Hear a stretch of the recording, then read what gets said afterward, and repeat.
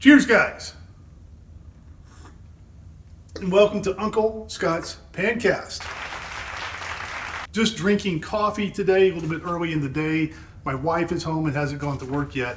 Can't drink anything stronger, at least until I hear the front door shut. Okay, today we've got several things going on. I want to talk about the proposed gas stove ban. Boo. Going to talk about that a little bit. We're going to talk a little bit about chef's knives. I've got some poll results. Go through what you guys think about several different things and talk a little bit about carbon steel.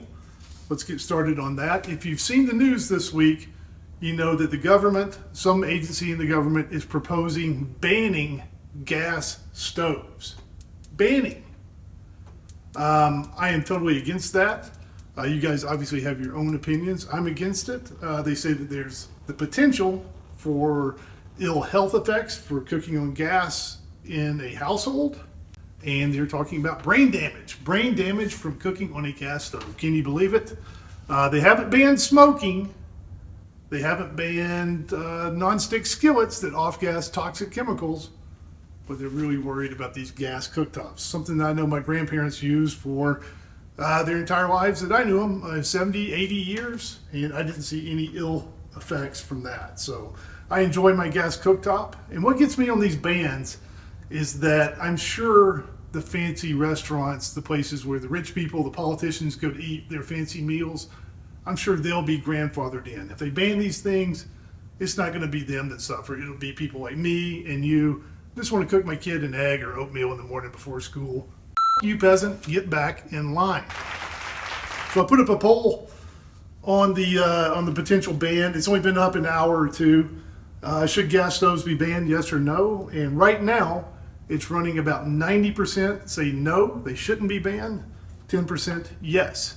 Regardless, everyone has the right to their own opinion on this. I'm going to put links below the video for ways you can get in touch with your elected officials and just let them know, are you for it, against it, and maybe they'll listen. I'm going to contact, I believe it's Representative Curtis and Senators Lee and Romney here in Utah and let them know, and I'm sure Mitt will get right on that. Okay, let's run through some poll results. I put up some polls, and we haven't discussed these yet. We put up the poll on prime rib versus steak. If you could only choose one, what would you choose, prime rib or steak?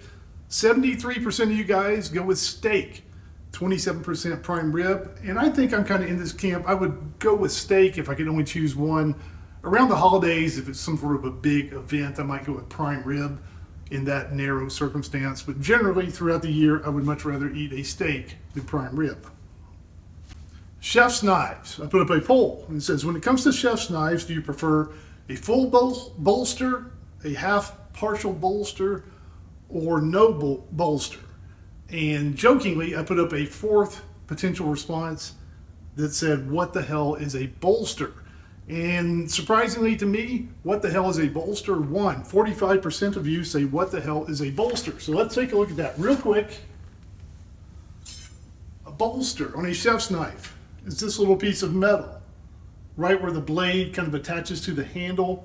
And this one is a full bolster. Notice that the piece of metal goes from the top all the way down to the bottom.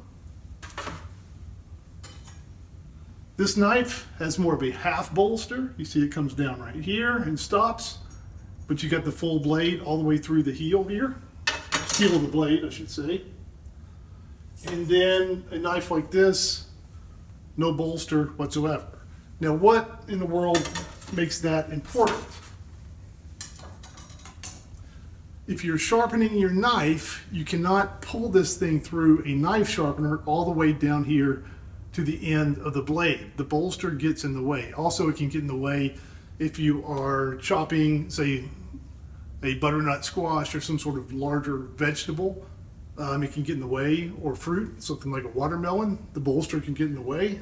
For me, I prefer either no bolster or the half bolster. That full bolster, it just makes it difficult for me sharpening knives. The fact that 45% of you guys asked what a bolster was leads me to believe that some of you need to sharpen some knives. So I got a lot of dull kitchen knives up there.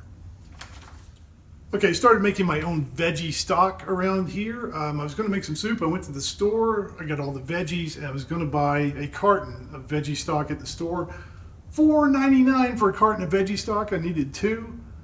$10 for veggie stock for soup. No, I decided to start making it on my own. So I've been doing that for a while now, and I make a big batch and I'll freeze it. Hope you guys do the same thing. But I put up a poll here, and I've seen different ways of doing this on the internet. When you make veggie stock, do you peel your onions or put them in with the skin on? I've seen people putting onions directly into the stock they're making, with the root on there, with the skin, with the peel on there. And to me, that just looks disgusting. I don't want to eat any more dirt than I absolutely have to. So I put up the poll and asked what you guys do. And 57% of you guys say you peel your onions. Thank goodness 31% go with skin on. Who knows? A dirty ore number 4, crazy name there, is asking about sticking food. When food sticks in the carbon steel skillet, or pretty much any skillet for that matter, is it because the burner is too high or too low? For me, I often don't have problems with the burner being too high because whatever you got in there, oil, what have you, it's going to smoke and you're going to know if the burner is too high. For me, when I get something sticking, it's often that the burner is too low. And the majority of times when I have something sticking, I can resolve that problem just by turning that burner up and getting the pan a little bit hotter. It really comes into play for things like potatoes. Those are some of the worst offenders. I may actually do a video on how to cook hash browns in a carbon steel skillet. But if you put cold, wet, soggy hash browns into a carbon steel pan, for example, that is too cold, you're going to have a stuck-on mess. You're going to need the hammer and chisel to get those potatoes out of there. Try a little more heat first thing.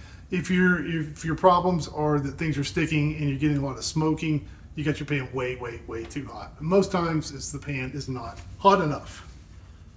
Okay, PD wrote in and talking about one of the videos in which I cooked some bacon in a carbon steel skillet and wants to know that if when you cook bacon in carbon steel, does some of that bacon flavor and odor remain after you've cleaned the pan? I have never run into that, especially not with bacon. Now, I've heard when people cook fish in carbon steel, you can occasionally get a little bit of that fish odor remaining in a pan. One of the ways you can get that out is to heat some salt in a carbon steel skillet, and that will remove some of those odors if you run into it. Daniel Schaefer wrote in talking about Mapfre carbon steels and wants to know how to get a lid for a Mapfre carbon steel skillet. I think it's not just for Mapfres. Most every carbon steel skillet you see will not come with a lid. I don't even know if they make them. You can get a flat universal lid. I don't have one of those myself, but I'll see if I can look into those and figure out what will fit on some of these carbon steel skillets. But typically me, when I'm using a carbon steel, I'm frying and I don't use a lid on my carbon steel. Vanessa Gomez Eve wrote in and asked, I think she's talking about seasoning. She says, can I cure? I think she's talking about seasoning. Can she season her pan a second time? You can season your carbon steel skillet all day long if you want to. Some of the seasoning methods you might see on other websites call for seasoning 6 times in the oven, 11 times on the stovetop. I say don't do that. I say season your pan correctly 1 time and then just start cooking. Your time is much better spent learning to cook in your carbon steel, and that seasoning will come in over time. I don't recommend seasoning over and over and over. That wraps her up for this episode of Uncle Scott's Pancast. Thank you for watching. We'll see you again next time.